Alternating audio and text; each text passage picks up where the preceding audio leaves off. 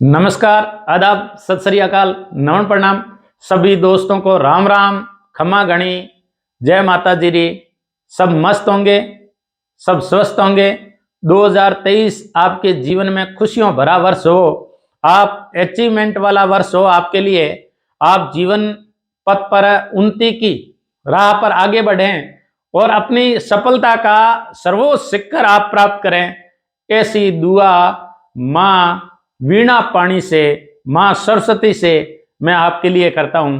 परमपिता परमेश्वर से आपकी इस जीवन की, आपकी खुशहाली के लिए मैं आपका छोटा सा मित्र पीसी सांचोरी यूट्यूब चैनल पर आपका हार्दिक स्वागत करते हुए 2023 के नव वर्ष का हार्दिक स्वागत करते हुए आपके लिए परमपिता परमेश्वर से दुआओं का पैगाम मांगता हूं, दुआओं का सैलाब मांगता हूं। उनके लिए, आपके लिए मैं ईश्वर से सिर झुकाता हूं, सिजदा करता हूं, दंडवत प्रणाम करता हूं कि मेरे दोस्त सभी मस्त रहे और स्वस्थ रहे और अपने उन्नति के पथ पर आगे बढ़े। मेरे दोस्त एक तरह से हुए डायमंड बने, वो समाज के आइकॉन बने। इस प्रकार की दुआ मैं आप सब इस पीसी सांचोरी परिवार के लिए करता हूं। आइए, एग्जाम न्यूज एनालिसिस जो हम डेली पढ़ते हैं, एग्जाम न्यूज एनालिसिस, विभिन्न अखबार की सुर्खियां, India today, BBC, Rajasthan Patrika, Bhaskar, Washington times है, न्यूयॉर्क टाइम्स है, उनकी ऐप से मैंने जो बटोरी है उनमें से। और ये जो हमारा एग्जाम न्यूज एनालिसिस होता है, ये राजस्थान सूजस आधारित होता है, ये राजस्थान सूजस ई बुलेटिन आधारित होता है। अधिकतर हमारा भाग राजस्थान सूजस का होता है। कोई एक आध जो मोस्ट इंपोर्टेंट न्यूज होती है और एग्जाम की दृष्टि से यदि इंपोर्टेंट होती है, परीक्षा उपयोगी होती है, तो हम वहां से अखबार के पन्ने से लेते हैं उसको। खूब सारे अखबार पढ़ते हैं, उस पे हमारा ये सार निकलता है कि कौन सी ऐसी है कि एग्जाम के अंदर कोई न्यूज है वो अप्रोच बनती है। क्वेश्चन एग्जाम हॉल के अंदर किस प्रकार है, हमें सोल्व करने, हल करने, और पेपर का हिस्सा कौन सी न्यूज बन सकती है। एग्जाम के अंदर अप्रोच होती है कि क्वेश्चन कहां से पुटअप होते हैं, जहां से क्वेश्चन पुटअप होते हैं हमने उसी को बेस बना करके। और वैसे तो राजस्थान सरकार के श्रीमुख से मुखारबिंद होती है, मुखरित होती है, तो वो वाणी हमने को सुननी ही पड़ेगी, क्योंकि राजस्थान ई सूजस, राजस्थान ई बुलेटिन के माध्यम से सरकार ये कहती है कि हमारी बात सुनो। तो हमारी बात सुनो तो जो भी क्वेश्चन बनेंगे वो राजस्थान ई बुलेटिन आधारित है, राजस्थान के क्वेश्चन बनेंगे। इसमें ऐसा ही नहीं है कि सरकार अपनी केवल योजना ही बता रही है। इसमें यदि कोई ऐसा वेल डेस्टिनेशन है, कोई वेडिंग डेस्टिनेशन है, कोई ट्रेवल एंड लीजर प्रकार का कोई अवार्ड जीता हुआ स्थान है, उसके बारे में बता रही है। ऐतिहासिक है, सामाजिक है, धार्मिक है, सांस्कृतिक है, सारे बता रही है। तो तब हमें राजस्थान सूजस आधारित हम उन न्यूज को लेकर के आते हैं जो हमारे एग्जाम का हिस्सा होती है। एग्जाम न्यूज एनालिसिस, राजस्थान ई बुलेटिन, राजस्थान सूजस ई बुलेटिन, राजस्थान सूजस सूचना एवं जनसंपर्क विभाग की होती है। तो आइए इसका विश्लेषण करते हैं। महात्मा गांधी की एक उक्ति से शुरुआत करते हैं कि समय हमेशा उनके साथ होता है जो उसकी प्रतीक्षा करते हैं। समय हमेशा उनके साथ होता है जो उसकी प्रतीक्षा करते हैं। यदि आपका समय आ गया है, अभी आपका समय, क्योंकि आपकी भर्तियां, खूब सारी भर्तियां हैं, केंद्र गवर्नमेंट की भर्तियां हैं, राजस्थान सरकार की भर्तियां हैं। इन भर्तियों के अंदर यदि आप रात और दिन एक नहीं किया, जी तोड़ मेहनत नहीं की, तो आप समय आपका इंतजार नहीं करेगा। महात्मा गांधी कह रहे हैं कि समय हमेशा उनके साथ होता है जो उसकी प्रतीक्षा करते हैं, और वो समय आपका आ गया है। आप एक सरकारी नौकरी के लिए, आप सरकारी जॉब के लिए यदि रात और दिन लगे हुए हो, बस एक कदम और चलना है, एक कदम और चलना है। और इसमें हमें हमारी दुनिया की सबसे बेस्ट मित्र यदि किसे कहा जाता है तो वो किताब को कहा जाता है। किताब दुनिया की एकमात्र ऐसी बेस्ट मित्र है जो आपको कभी मीठे शब्दों में बुलाती है, कभी आपको अच्छे शब्दों में बुलाती है, प्यार से बुलाती है, तो वो लोगों के मुख से कहलाती है। लोग अपने स्वार्थ के लिए हमसे मीठे बोलते हैं, लेकिन लोग जब किताब अपने से किसी के मुख से अपने को मीठा बुलवाएगी, तब वो पक्की किताब हमारी मेहनत पे मीठा बुलवाएगी।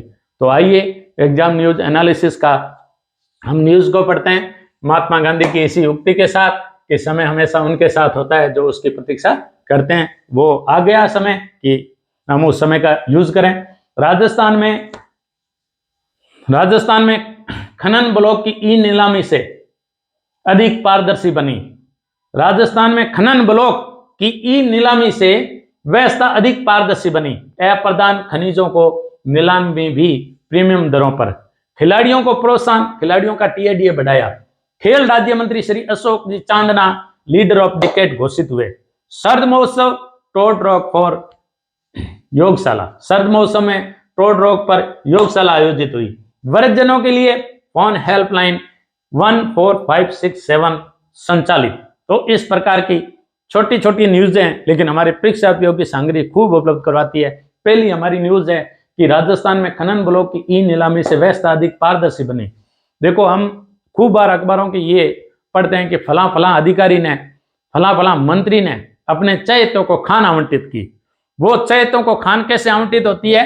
वो चहेतों को खान ऐसे आवंटित होती है कि सारी बात गोपनीय होती है, और गोपनीय तरीके से यदि कोई एक डिब्बा होता है, उसके अंदर कोई व्यक्ति जाकर के अपनी सूचना का अधिकार 2005 जब आरटीआई नहीं लगा था, राइट टू इंफॉर्मेशन जब नहीं लगा था, तब सारा काम बिल्कुल बंद कमरे में होता था और किसी भी प्रकार की अपन सूचना प्राप्त नहीं कर सकते थे। भ्रष्टाचार की बातें जब उजागर होती तो थोड़ी थोड़ी हमारे तक आती थी। आज आपने कोई नीलामी के लिए आपने किसी डिब्बे के अंदर अपनी गोली लगा के, बिड लगा करके, किसी खान आवंटन के लिए पैसे भर करके और उनकी विज्ञप्ति को भर के आपने डाला है, तो आप उसे आरटीआई के तहत वापस देख सकते हो कि किसने कितनी आरटीआई के तहत कितने पैसे के लिए बिड लगाई है। तो पारदर्शी तरीके से होने लग गया। लेकिन कई काम ऐसे होते हैं जो फला फला अधिकारी, फला फला नेता ने अपने चहेते को वो जो खान है वो आवंटित करवाई, तो वो इस पर आवंटित कराते थे कि सारा काम गोपनीय होता था। अब राजस्थान सरकार और भारत सरकार दोनों मिलकर के क्या कर रही है? अप्रदान जो खनिज है, यानी जो 1960 खनिज रियायती नियम के अंतर्गत आते थे, उनको अप्रदान खनिज कहा जाता था। तो अपन उस समय ये समझ नहीं पाते थे कि ये कैसे आवंटित करते हैं, लेकिन अब सरकार ने सारी पारदर्शी प्रक्रिया कर दी है और बिल्कुल एकदम प्रशासन आपके सामने जो भी बोली लगाएगा वो ई नीलामी लगाएगा। आप इंटरनेट के माध्यम से अपनी भर करके बोली जमा करवाएंगे। तो इसमें अप्रदान खनिज क्या होता है, प्रदान खनिज क्या होता है, उस खनिजों के बारे में वर्णन देखते हैं। देखो,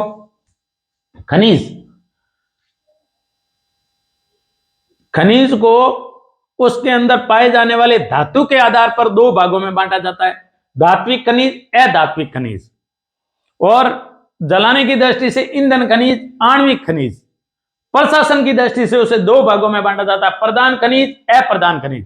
प्रशासन की दृष्टि से किस प्रकार कौन केंद्र गवर्नमेंट उसे प्रशासित करेगी, उसकी नीलामी करेगी, उसके पट्टे जारी करेगी, तो वो है प्रदान खनिज। और यदि राज्य सरकार खनिज रियायती नियम 1960 के तहत राज्य सरकार उसके पट्टे जारी करते हैं, उसकी नीलामी करती है, तो वो अप्रदान खनिज होते हैं। जब केंद्र सरकार को ऐसा लगता है कि हर बात के लिए लाल फीताशाही बढ़ रही है और इस खनिज का महत्व कम है, तो केंद्र सरकार समय समय पर कुछ प्रदान खनिजों को अप्रदान खनिजों की श्रेणी में डालती है, और अप्रदान खनिजों को जो इंपॉर्टेंट होते हैं, महत्वपूर्ण होते हैं और सरकार को जरूरत होती है, तो अप्रदान खनिज को प्रदान खनिज की श्रेणी में डाल दिया जाता है। जैसे 2015 से पहले जिप्सम भी एक प्रदान खनिज में थी, लेकिन राजस्थान सरकार ने खूब सारे खनिजों को प्रदान खनिज से अप्रदान खनिज की श्रेणी में डाल दिया। उनका नियंत्रण, उनका प्रशासन करना, खनिज पट्टे जारी करना, खनन करवाना, उनका छिद्रण करवाना, ये सारा राज्य सरकार का काम होता है। तो आइए धात्विक खनिज में जिसमें धातु होता है लोहा, चांदी, टंगस्टन, मैंगनीज, सोना, तांबा, सीसा जस्ता, बॉक्साइट धात्विक खनिज है। धात्विक खनिज को दो भागों में बांटते हैं, जिसमें लोहे की मात्रा होती है और चुंबक की तरफ आकर्षित होता है, और लोहे की मात्रा नहीं होती है तो वो अलोह धातु होता है। धात्विक खनिज दो प्रकार के होते हैं। धातु की दृष्टि से खनिज दो प्रकार के होते हैं, धात्विक खनिज, अधात्विक खनिज। धात्विक खनिज हमने देख लिया कि लोहा, चांदी, टंगस्टन, मैंगनीज, सोना, तांबा, सीसा जस्ता और बॉक्साइट। इन धात्विक खनिजों को लोहे की दृष्टि से दो भागों में बांटा जाता है, जिसमें चुंबकत्व का गुण होता है और लौह तत्व पाया जाता है, लौह पदार्थ पाया जाता है, और जिसे चुंबक बनाया जा सकता है, उससे धात्विक खनिज को लौह धातु और अलोह धातु में बांटा जाता है। लौह धातु की जब बात आती है तो लोहा, मैंगनीज, क्रोमियम, लोहा, मैंगनीज, क्रोमियम। और जब अलोह धातु की बात आती है जिसमें किसी भी प्रकार के चुंबक बनाने की या उसमें विद्युत प्रवाहित करने से उसे चुंबक में नहीं बदला जा सकता और लौह तत्व नहीं पाया जाता, लौह पदार्थ नहीं पाया जाता, लोहे के गुण नहीं पाए जाते और चुंबक की तरफ आकर्षित नहीं हो सकता, उनमें होता है अलोह धातु में तांबा, एल्यूमिनियम, सीसा दस्ता, टिन, चांदी। अलोह धातु और लोह धातु दोनों मिलकर है धात्विक खनिज, लेकिन धात्विक खनिजों को भी लोह धातु और अलोह धातु में बांटा जाता है। अब आगे देखिए अधात्विक खनिज। अधात्विक खनिज क्या होता है कि जिसके अंदर धातु नहीं होती है, ये एक प्रकार का मिट्टी का प्रकार है, ये एक प्रकार का मृदा का प्रकार है। रेत का ढेला कह दिया जाए तो भी कोई अतिशयोक्ति नहीं है, क्योंकि इसमें किसी भी प्रकार का ऐसा, ये कोई चट्टान से ही बना हुआ होता है, लेकिन वो चट्टान जो असंगठित रूप में भी हो सकती है और संगठित रूप में भी हो सकती है, लेकिन उसमें धातु किसी भी प्रकार का नहीं होता, उसे कहते हैं अधात्विक खनिज। उस अधात्विक खनिज की यह विशेषता है कि धात्विक खनिज को क्या करते हैं, पीट करके उसे अपने अनुसार उसे मोड़ में बदल सकते हैं, वो टंकार की ध्वनि दे सकता है, उसे यदि तन्यता, उसमें तन्यता होती है, खींचने पर वो लंबा हो सकता है धात्विक खनिज। जबकि अधात्विक खनिज क्षणभंगुर होता है, जैसे अपन यूं तोड़ेंगे तो वो टूट जाएगा, फिर उसमें तन्यता नहीं होगी, जब खांचेंगे तो वो खींचने में नहीं आएगा, चाहे उसे गर्म करके मार पीट करके कैसे ही करेंगे तो वो उसमें तन्यता नहीं आएगी, उसे अधात्विक खनिज कहते हैं। अधात्विक खनिजों में देखो asbestos, wollastonite, vermiculite, feldspar, silica रेत, क्वार्टजाइट, मैग्नेसाइट, डोलोमाइट, चाइना कले, बोल कले, फायर कले, पन्ना, गार्नेट, जिप्सम और रॉक फॉस्फेट, ये है धात्विक खनिज है, जिनको खींचने से, जिनको मारने से, पीटने से जिनका टूट जाता है और उसमें तन्यता नहीं रहती है और इस प्रकार वो अपना रूप नहीं बदलता है, उसे किसी रूप में गर्म करके या किसी दूसरे प्रकार से काम में लिया जा सकता है, जबकि इसे पीट करके इसमें तन्यता भी होती है धात्विक खनिजों में। आगे देखिए ईंधन खनिज, जो हमारे ऊर्जा देने के काम आता है, ऊर्जा प्राप्त करने में काम आता है, विभिन्न प्रकार की ऊर्जा उत्सर्जित करते हैं, उससे ईंधन खनिज कहा जाता है। ईंधन खनिज के अंदर भी ऐसे खनिज जिसके अंदर रेडियो एक्टिव पदार्थ पाया जाता है और उससे आणविक खनिज कहते हैं। लेकिन आणविक खनिज भी ऊर्जा उत्पादन करते हैं और ऊर्जा देते हैं, लेकिन आणविक खनिज रेडियो एक्टिविटी का एक अलग से गुण रखता है। अब जो ईंधन खनिज को भी अलग अलग दृष्टि से अलग अलग भागों में बांटा जा सकता है, लेकिन हमने यहां मोटे तौर पे बांटा है ईंधन खनिज, कोयला, लिग्नाइट, पेट्रोलियम, प्राकृतिक गैस। अब कोयले के कई प्रकार हो सकते हैं, एंथ्रासाइट, लिग्नाइट, बिटुमिन, पीट, ऐसे कोयले के प्रकार हो सकते हैं। तो ईंधन खनिज में कोयला, लिग्नाइट, पेट्रोलियम, प्राकृतिक गैस। आगे आइए देखो आणविक खनिज, जिसमें रेडियो एक्टिव तत्व पाया जाता है, lithium, uranium, beryllium, thorium, graphite, ये आणविक खनिज है। अब देखो प्रशासन की दृष्टि से कौन प्रशासित करेगा, कौन उसे संचालित करेगा, खान छिद्रण कौन करवाएगा, खान आवंटित कौन करेगा, राजस्व कौन वसूलेगा, पट्टे कौन जारी करेगा, खान की नीलामी कौन करेगा, केंद्र सरकार करेगी या राज्य सरकार करेगी। खनिज रियायती नियम 1960, इसे समय समय पर संशोधित किया गया, 2017 में संशोधित हुआ और अभी हाल ही अप्रधान खनिज जो खनिज रियायती नियम 2017 उसमें संशोधन करने की अप्रधान खनिजों के लिए मुख्यमंत्री अशोक जी गहलोत ने थोड़े दिन पहले परमिशन दी थी। तो ये भी हमारे एक जीके का हिस्सा है कि 2022 में अप्रधान खनिजों का कुछ संशोधन हुआ है। अब प्रशासन की दृष्टि से जब दो भागों में बांटा कि प्रधान खनिज, खनिज रियायती 1960 के अनुसार है, जिसका संचालन, जिसका राजस्व इकट्ठा करने का काम, खान पट्टे जारी करने का काम कौन करेगा, केंद्र सरकार करेगी, वो होंगे प्रधान खनिज। खनिज रियायती नियम 1960 के अनुसार पट्टे जारी करने का कार्य, राजस्व वसूली का कार्य, उसे संचालित करने का कार्य राज्य सरकार के पास होगा, तो उसे कहते हैं अप्रधान खनिज। अब देखो, सरकार खूब अप्रधान खनिजों की एक सूची जारी करती है और प्रधान खनिजों की भी सूची जारी करती है। राजस्थान में इन अप्रधान खनिज हमेशा राज्य सरकार के पास ही होगा और प्रधान खनिज हमेशा केंद्र सरकार ही संचालित करेगी। राजस्थान में इन खनिजों के खनन, पट्टे जारी करना, इन खनिजों की खोज, सिद्धरण का कार्य भू विज्ञान एवं खान विभाग उदयपुर करता है। उसका मुख्यालय उदयपुर में है। जब हमारा देश आजाद हुआ और राजस्थान का एकीकरण हो रहा था, उसमें एकीकरण में यह शर्त थी कि खान एवं खनिज विभाग जो है वो उदयपुर को दिया गया, शिक्षा विभाग बीकानेर को दिया गया, हाई कोर्ट जोधपुर को दिया गया, राजधानी जयपुर को दी गई, कृषि विभाग भरतपुर को दिया गया, वन विभाग कोटा को दिया गया। ये इस प्रकार विभाग बांटे थे सबको राजी रखने के लिए, सबको खुश रखने के लिए। तो ऐसे ही हमारा भू विज्ञान एवं खान विभाग है वो उदयपुर में, उनकी स्थापना 1949 में की। भू विज्ञान और खान विभाग दोनों एक अलग अलग इकाई है। भू विज्ञान अलग कार्य करता है, खान विभाग अलग कार्य करता है। भू विज्ञान खोजने का कार्य भी करता है, इसरो द्वारा जो है छाया चित्र प्राप्त करने का, चट्टान का अन्वेषण करने का, को इस चट्टान में औषधि चट्टान है तो उसमें पेट्रोलियम गैस कोयला मिलेगा, आग्नेय चट्टान है तो धात्विक खनिजों की प्राप्ति होगी, ये काम भू विज्ञान का। फिर नमूने लेना वगैरह ये खान विभाग का है, पट्टे जारी करना, प्रशासित करना, राजस्व वसूल करना, ये सारा काम खान विभाग का है। इसके अंदर एक इकाई और है जिसे कहते हैं सिद्धरण इकाई। सिद्धरण इकाई क्या करती है कि कूप खोदती है। ये उदयपुर के भू विज्ञान एवं खान विभाग के अधीन है, सिद्धरण करने का कार्य करती है। सिद्धरण करने के लिए वो चट्टान के नमूने लेती है, उसे कहते हैं सिद्धरण इकाई। सिद्धरण इकाई ने पूरे राजस्थान को दो भागों में बांटा है और दो भागों में बांटा है। एक भाग बांट दिया उसने बीकानेर जोन, दूसरा भाग बांट दिया उसने उदयपुर जोन। तो सिद्धरण इकाई के नमूने लेने के जो उनको जोनों में बांटा है वो दो जोन है, एक बीकानेर जोन है, एक उदयपुर जोन है। सिद्धरण इकाई तो भू विज्ञान एवं खान विभाग का कार्यालय कहाँ है? उदयपुर में, लेकिन इसका एक क्षेत्रीय कार्यालय भी है, उप कार्यालय, जैसे मंत्री बार बार दौड़ करके उदयपुर नहीं जाएं, फाइलें वहां नहीं जाएं, सचिवालय के अंदर ही निपटा दिया जाए, तो उसका एक कार्यालय, उप कार्यालय जयपुर में भी है। तो इस प्रकार हमने खनिजों के बारे में पढ़ा। अब खनिजों की जब बात आई गई तो ये एक लंबा चैप्टर है। राजस्थान के आर्थिक समीक्षा ये कहती है कि राजस्थान में 82 प्रकार के खनिज पाए जाते हैं, जिसमें वर्तमान में राजस्थान गवर्नमेंट 57 प्रकार के खनिजों का दोहन कर रही है। कितने प्रकार का? 57 प्रकार के खनिजों का।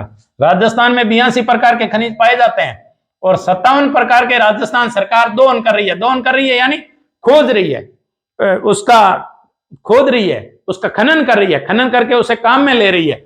जबकि 82 खनिज पाए जाते हैं। कई ऐसे खनिज है जो राजस्थान के भूगर्भ से निकालने में खनिजों से ज्यादा कीमत उसके निकालने से ज्यादा लगती है निकालने में, तब सरकार क्या करती है? दूसरे देशों से आयात कर लेती है संबंधित खनिज को। इसलिए राजस्थान में निकाले तो 57 ही है, लेकिन पाए कितने जाते हैं? 82। इसलिए राजस्थान को खनिजों का अजायब घर कहा जाता है।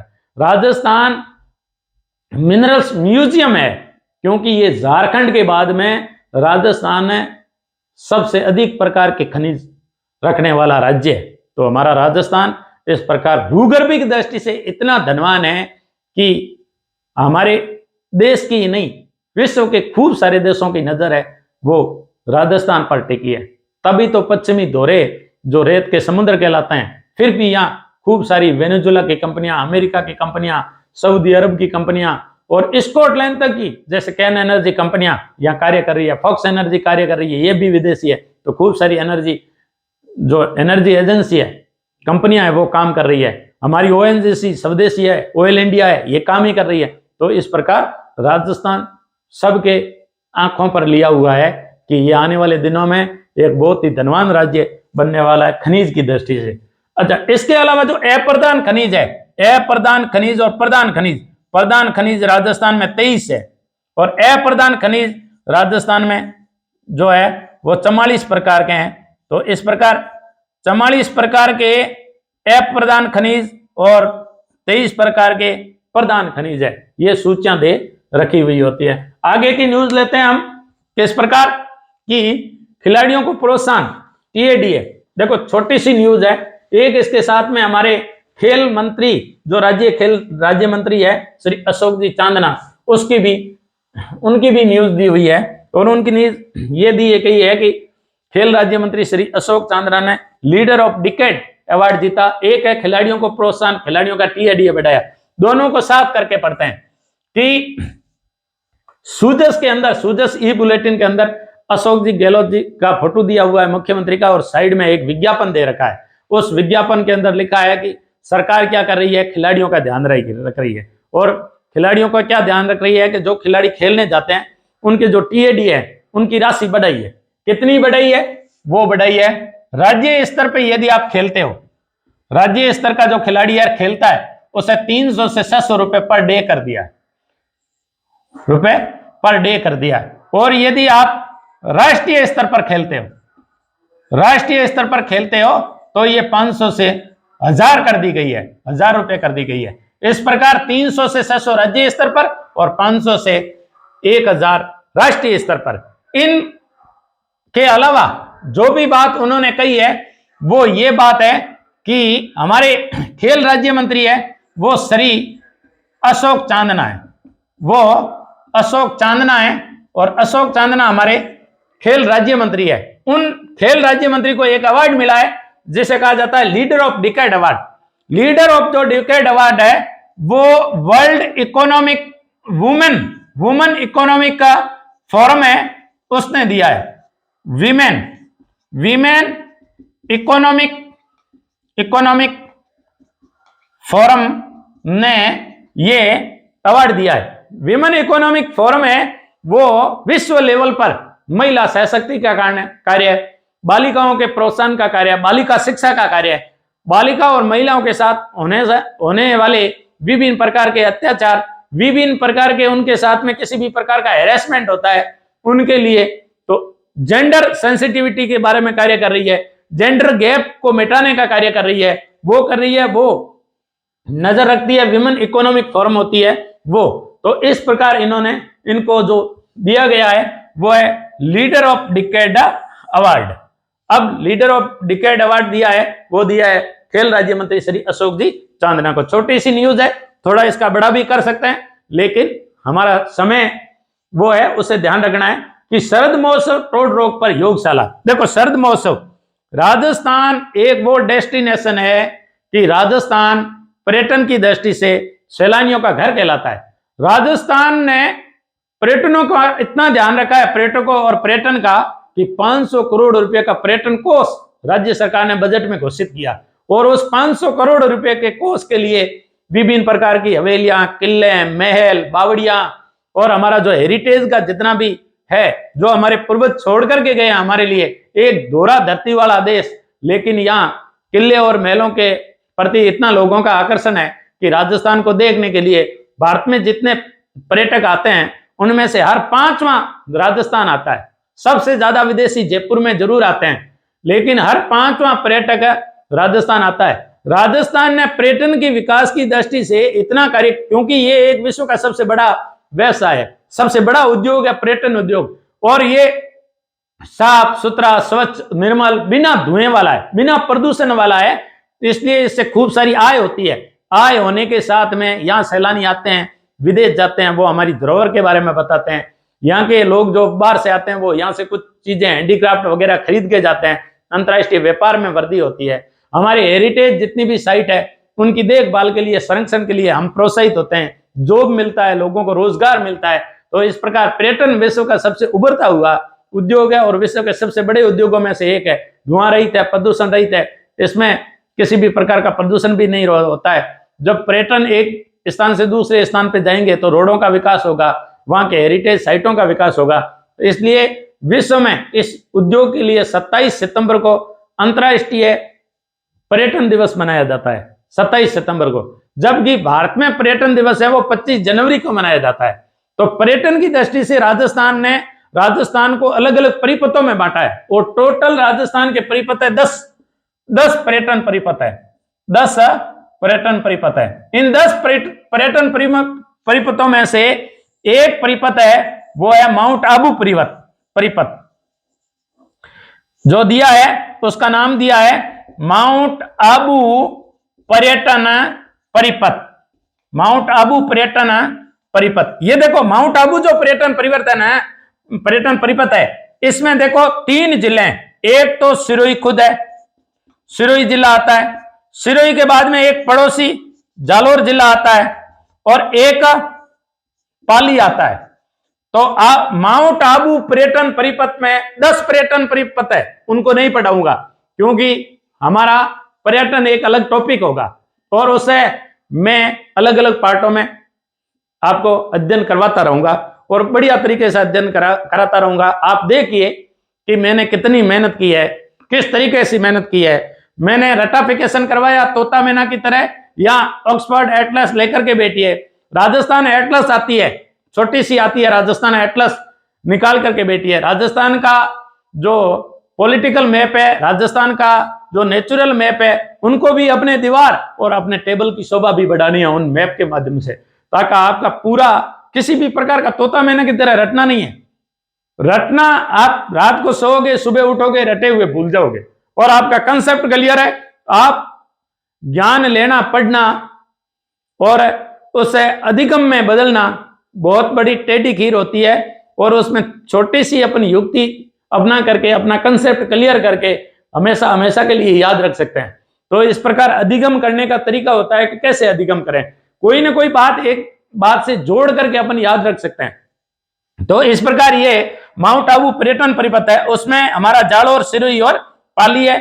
तो इस माउंट आबू पर्यटन परिपथ पे सरकार ने अभी वर्तमान में सर्द महोत्सव, ये सर्दियों के और दिसंबर महीने के अंतिम दिन जारी होता है। तो सर्द महोत्सव राजस्थान सरकार पर्यटन की दृष्टि से वहां पर्यटनों को आकर्षित करने के लिए, वहां के लोगों की आय बढ़ाने के लिए और वहां के अद्भुत नजारे को, वहां के विभिन्न सांस्कृतिक, सामाजिक और राजनीतिक दृष्टि से वहां का जो क्षेत्र है वो विश्व पटल पर लाने के लिए अलग अलग महोत्सव आयोजित, जैसे बीकानेर के अंदर ऊंट महोत्सव आयोजित किया जाता है, पतंग महोत्सव भी आयोजित किया जाता है। ऐसे सम के दौरों में भी महोत्सव आयोजित किया जाता है। जैसलमेर का गेसम महोत्सव भी होता है, हाथी महोत्सव भी होता है। तो राजस्थान में अलग अलग महोत्सव, अलग अलग सांस्कृतिक है, हमारी परंपरा, हमारा जो ट्रेडिशन है वो दुनिया के सामने कैसे आए और दुनिया इस राज्य की तरफ कैसे आकर्षित हो, और ये जो हमारा स्टेट है वो डेस्टिनेशन, पर्यटन डेस्टिनेशन कैसे बने, उसके बारे में खूब सारे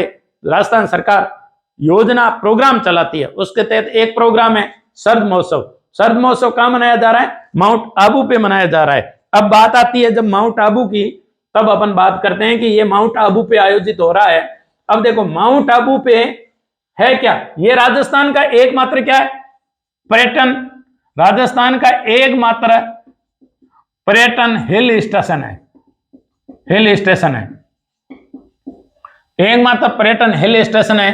ये एकमात्र पर्यटन हिल स्टेशन होने के कारण जब राजस्थान का एकीकरण हो रहा था, तब सरदार वल्लभ भाई पटेल इस अंबाजी सर्किट के साथ में मिला करके उन्होंने इस माउंट आबू को प्रारंभिक चरणों में गुजरात के साथ मिला दिया था।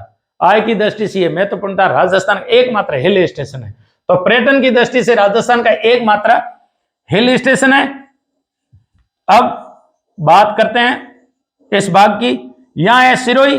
सिरोही में एक झील है, नक्की झील। नक्की झील, ये नक्की झील राजस्थान की सबसे गहरी झील है। राजस्थान की सबसे गहरी झील है और मीठे पानी की झील है। मीठे पानी की झील है। देखो गहरी झील कैसे है कि सबसे ऊंची है, लेकिन इसके पानी की जो गहराई है वो अधिक है, नीची नहीं है, ऊंची है। ये राजस्थान की सबसे ऊंची झील है। राजस्थान की सबसे ऊंची झील है। देवताओं ने अपने नाखून से बनाया था, इसलिए इसे नाखूनों, देवताओं के नाखूनों के द्वारा बनाने के कारण इसे नक्की झील कहते हैं। ये झील है, इस झील के साइड में कई पहाड़ी है। एक पहाड़ी है जहां यहां उल्लेख किया है टोड रॉक। एक पहाड़ी है टोड रॉक। इस टोड रॉक को ऐसा लगता है जैसे कोई मेढक है, और वो पहाड़ी की बनावट ऐसी है मेढक की भांति, और वो जैसे मेढक कूद करके अभी झील के अंदर झपकी लगाएगा, झील के अंदर डुबकी लगाएगा, ऐसा लगता है।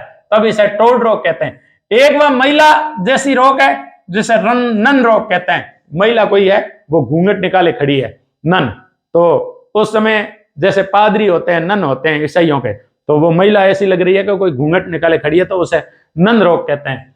एक रोग है, रोग यानी चट्टान, एक रोग है वो तोते जैसी है, तो इसे पेरोट रोग कहते हैं।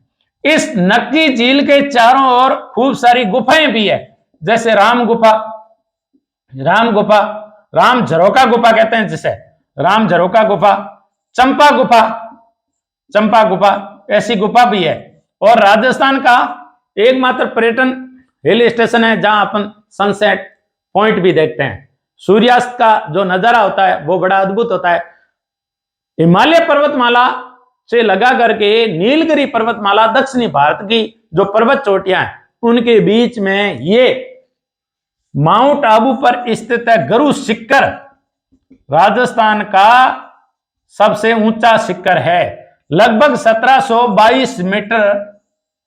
इसके ऊपर 5 मीटर का एक गुरु दत्तात्रेय का मंदिर और है, इसलिए ये 1727 हो जाती है। पुराने एग्जाम होते थे उसमें राजस्थान की गुरु शिखर की जो ऊंचाई पूछी गई थी, उस समय ज्योग्राफी चलती थी, जो भल्ला की ज्योग्राफी चलती थी, और भल्ला की ज्योग्राफी बहुत ही फेमस ज्योग्राफी थी, भल्ला ज्योग्राफी। उस ज्योग्राफी के अंदर 1727 प्रारंभिक रूप से दिया था, और वो गुरु दत्तात्रेय की 5 मीटर की जो ऊंची चोटी है उसकी साथ में दे रखी थी। और खूब बार आरपीएससी में पूछा हुआ क्वेश्चन है, यदि 1722 आ जाए तो 1722 है ही, सबसे उपयुक्त है 1722। फिर गुरु दत्तात्रेय का जो मंदिर है ऊपर, उस मंदिर के कारण इसकी 1727 हो जाती है। तो इस प्रकार माउंट आबू राजस्थान का एक वो, इस पर्यटन के कारण से राजस्थान 2021 में खूब सारे अवार्ड जीत चुका है। देखो, आपको शादी करनी है तो राजस्थान आइए। कैटरीना कैफ ने शादी राजस्थान में करके विश्व पटल पर, इंटरनेशनल पटल पर ऐसा धमाका मचाया कि हमारा जो राजस्थान है वो बेस्ट वेडिंग डेस्टिनेशन अवार्ड से सम्मानित किया गया। खूब सारी बाहरी हस्तियां यहां आकर के शादियां करती है। अंबानी परिवार का पुत्र की शादी हमारे राजस्थान के नाथ द्वारा में एंगेजमेंट हुई है, उसकी सगाई नाथ द्वारा में की गई है। तो राजस्थान वेडिंग डेस्टिनेशन में उभर करके आया है, इसलिए सर्वश्रेष्ठ या best wedding destination award 2021 Rajasthan को मिला। Conde Nast travels award 2021 Rajasthan को मिला। Best Indian state for road trip एवं runner up best leisure destination Rajasthan को अवार्ड मिला। इंडिया टुडे का टूरिज्म अवार्ड भी राजस्थान को मिला। Best iconic landscape destination award 2021 को राजस्थान को मिला। Best festival destination award Rajasthan को मिला। Travel and leisure India best award 2021 Rajasthan को मिला। यदि कोई पर्यटन की दृष्टि से कोई अवार्ड आपके नजरों में आ गया है और क्वेश्चन पूछा जा रहा है किस राज्य को मिला, बिना आंख बंद करके राजस्थान के टिक लगाइए। राजस्थान को मिलना स्वाभाविक है। राजस्थान सरकार कितने मेले आयोजित करती है, कितने महोत्सव आयोजित करती है, हाथी महोत्सव तक राजस्थान सरकार आयोजित करती है। राजस्थान एक बड़ा रंग रंगीला और भ्रातृत्व वसुदेव कुटुंब की भावना रखने वाला राज्य है, इसलिए सारे विदेशी और सारा भारत राजस्थान की तरफ आकर्षित होता है, इसलिए सैलानियों का स्वर्ग कहलाता है। तो इस प्रकार आगे चलते हैं कि वृद्ध जनों के लिए फोन हेल्पलाइन 14567। वृद्ध जनों को, जो बूढ़े हैं, 60 वर्ष से अधिक के हैं, चलने में असक्षम है, उन्हें किसी भी प्रकार की पारिवारिक प्रॉब्लम है, उन्हें किसी भी प्रकार की पारिवारिक प्रॉपर्टी प्रॉब्लम है, उनके प्रॉपर्टी डिस्प्यूट चल रहे हैं, बच्चों के साथ में चल रहा है, बच्चियों के साथ में चल रहा है, पड़ोसियों के साथ में चल रहा है, किसी भी प्रकार का, और उन्हें किसी भी प्रकार के रहने की, खाने की, पीने की यदि ऐसी परिवार की तरफ से प्रॉब्लम है, तो वो वृद्धजन, वो बूढ़े इन फोन नंबरों पर हेल्प ले सकते हैं। ये जो फोन नंबर जारी किया गया है, ये हमारे सामाजिक एवं न्याय अधिकारिता मंत्रालय ने, राजस्थान सरकार और भारत सरकार ने, दोनों ने मिलकर के जारी किया है। उनमें 3 एनजीओ की भी मदद ली की गई है। जेके लक्ष्मीपति यूनिवर्सिटी और हेल्थ केयर जो एनजीओ है उनकी भी यहाँ मदद ली गई है। इस प्रकार उनकी मदद से जेके लक्ष्मीपति जो यूनिवर्सिटी है उनकी मदद से, एल्डर हेल्थ केयर जो सेंटर जयपुर है उनकी मदद से ये फोन नंबर जारी किए गए हैं, ताकि वो एनजीओ के अपने कर्मचारी रखेंगे और जब इन नंबरों पर कॉल जाएगा तो एनजीओ का व्यक्ति है वो जाकर के उन बूढ़ों को संभालेगा, उनकी समस्या सोल्व करेगा, हल करेगा। तो ये वृद्धजन हेल्प लाइन है 14567, एग्जाम की दृष्टि से उपयोगी हो सकती है। तो इस प्रकार बिल्कुल शेयर एंड सब्सक्राइब, लाइक भी करना है। आप उसे ब्रॉडकास्ट करके मेरी मदद कर सकते हैं। अभी हमारा जो प्रोग्राम है वो मैं एक निश्चित शेड्यूल में 2 तारीख से हमारा निश्चित शेड्यूल आ जाएगा कि हम लगभग 6 बजे 6:15 पे हम जीके विद मोटिवेशन प्रोग्राम देंगे, जीके विद मोटिवेशन प्रोग्राम देंगे। इसके बाद में हम लगभग 9:15 बजे के आसपास में हमारा एक प्रोग्राम आएगा, वो हमारा राजस्थान ज्योग्राफी देने की कोशिश करूंगा।